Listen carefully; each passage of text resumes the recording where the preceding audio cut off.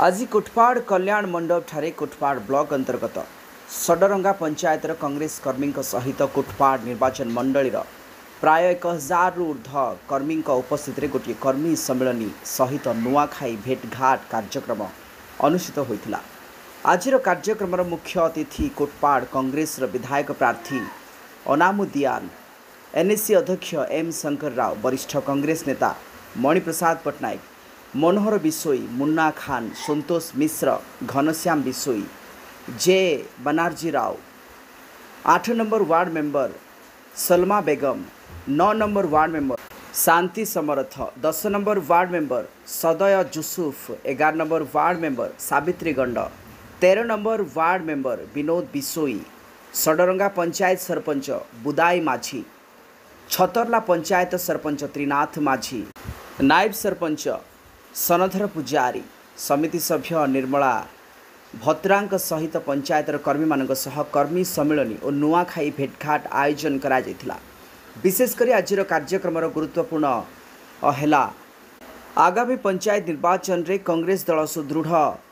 सहित मजबूत करने यह गोटे प्रेरणादायक हेबो बोली समस्ते वरिष्ठ कांग्रेस नेता एवं कर्मी माने निज निज अभिभाषण में आज नुआखाई भेटघाट रे उपस्थित कांग्रेस कर्मी मानक सम्मुख में प्रकाश करथिले। आज कार्यक्रम को मुन्ना खान परिचालना करथिले। आज कोटपाड़ कल्याणी मंडप ठारे कांग्रेस दल तरफ कर्मी सम्मेलन करा जायतिला। सहित नुआखाई भेटघाट भी आयोजित होती। आगामी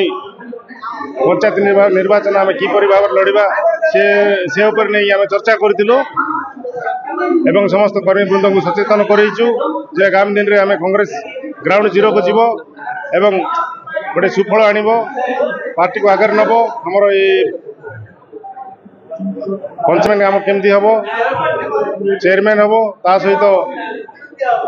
जेडबी आमर केमती दुईटा जेडबी अच्छे दुईटा जेडबी केमती जीति आसबे से प्रति आम विशेष दृष्टि देचु।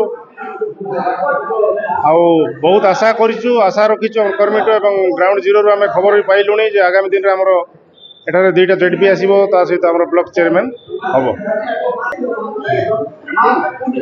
आज कार्यक्रम विशाल समावेश जो देखागला से लोक गोटे एकमत है एकचित है समस्ते एकाठी आगामी दिन में राज्य में चली भ्रष्टाचार सरकार को खतकिया सरकार को केमिति गादीच्युत करूँ से निमंते समस्त एकत्रित होते।